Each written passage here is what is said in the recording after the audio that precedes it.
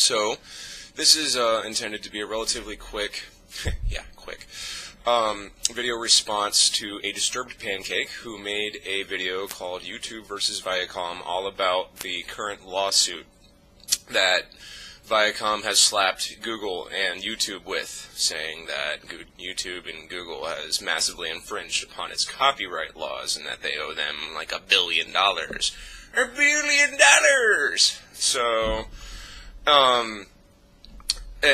so I watched his video and I read the articles that he linked, and the first thing I'd like to point out is the articles that you linked actually, though they had a lot of information, they weren't really very easy for the user to digest what they were looking at quickly, which is kind of, if you're in a video format when you're trying to get your point across quickly, it sometimes helps to have the information that you're presenting be easily digestible to your users.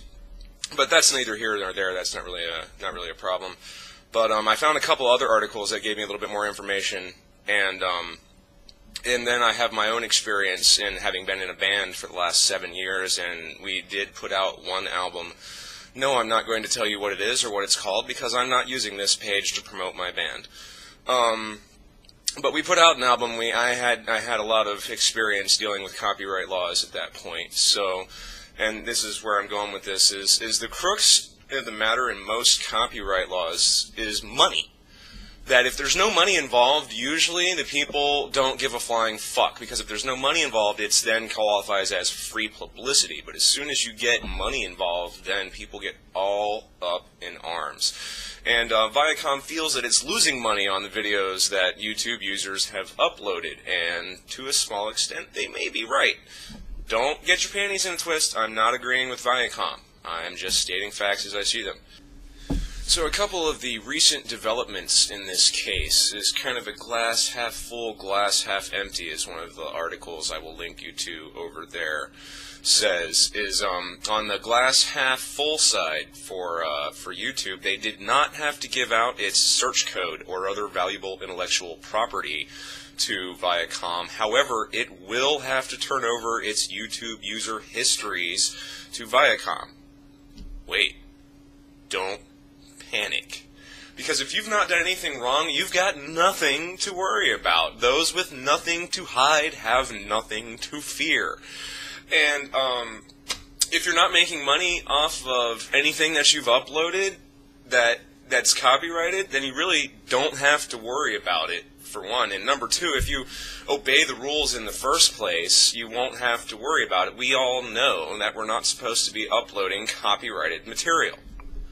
So, I mean, if you didn't create it, why upload it and try to take credit for you? I understand maybe you're trying to make yourself look cool to all your little friends or something, and I'm not speaking you specifically, a disturbed pancake at this point. I'm speaking the entire YouTube community.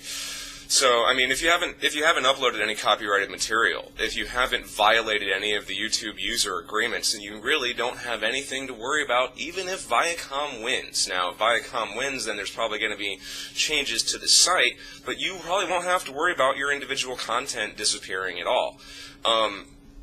But because, yes, Viacom is getting free publicity and interest in their shows generated by this, but remember, people, we're a capitalist society. Viacom deserves to be paid for the intellectual property that they created if someone else is trying to make money off of it. Remember, it all centers around money. It all has to do with money. That's the whole point of copyrights, is to make sure that the people who made the shit get paid for it, because they deserve to be paid for it. So, it would be like me writing a book, and then you go out and you photocopy half of that book and just start giving it away. And that's no real problem there. There's no real copyright violation there at all until it reaches a certain scale.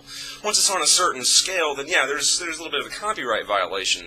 And then but if it becomes so popular that you decide to start charging for these half photocopied books, then bam, you are in clear violation of copyright laws, because now you're making money off my intellectual property, which I'm not going to let you do that. I'm sort of beating you down with a blunt stick. I'm going to do everything I can to fucking keep you from making money off my intellectual property. So Viacom really does have a right to do that.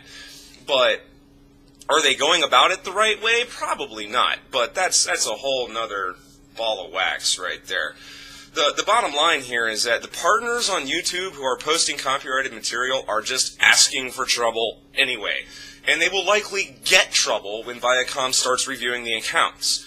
So, but I don't think that we'll see ourselves waiting for long periods of time after we've finished uploading a video. If that kind of thing goes on, I think you're going to see it happening to the partners with the most subscribers and first, because there is a larger monetary stake there than anywhere else, because these people are generating income from their pages and whatnot. So they need to be extra special careful in making sure that nothing they upload is copyrighted.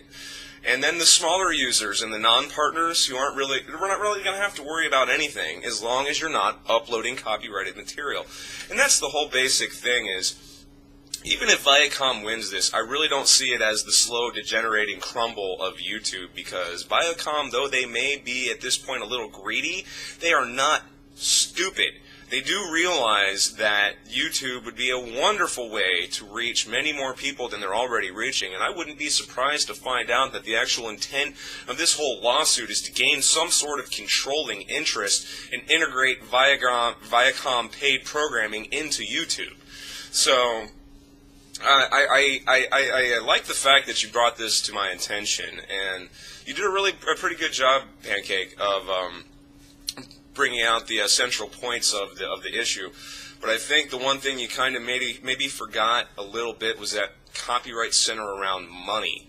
And so the average YouTube user who is obeying the user agreements is really not going to feel any heat from this at all, I really don't think. But good on you having your heads up and your eyes open on that one. And so it's not like, I hope you don't feel like I'm sitting here going, oh, you're wrong, you're so stupid. No, I'm not trying to say that at all. All I'm trying to say is that I think there maybe are a few factors that you hadn't quite considered in bringing this up, though the alarmist viewpoint is something to be valued for sure, because if it wasn't for the alarmists, then we would have no idea when trouble's on the horizon anyway. So, I hope that answers some questions that anybody might be having about some of these things, and I've linked the articles that I looked at over there, and then of course you can look at the original video that this is a response to, because he's got links on his video that have a lot of information that I just didn't feel like trying to digest.